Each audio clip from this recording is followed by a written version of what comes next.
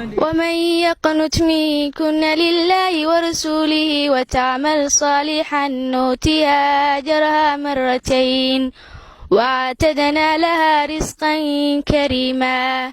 يا نساء النبي لستن كأحد من النساء إن اتقيتن فلا تخضعن بالقول فيدمع الذي في قلبه مرض وقلن قولا معروفا.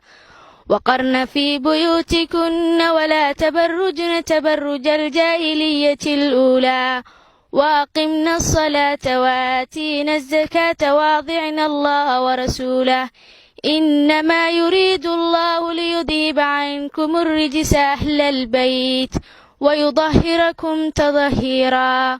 واذكرن ما يتلى في بيوتكن من آيات الله والحكمة إن الله كان لطيفا خبيرا.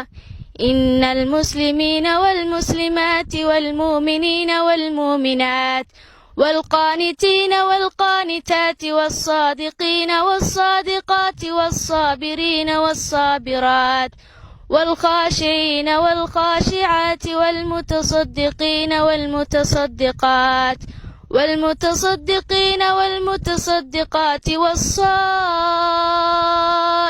والصائمات والحافظين فروجهم والحافظات والذاكرين الله كثيرا والذاكرات أعد الله لهم مغفرة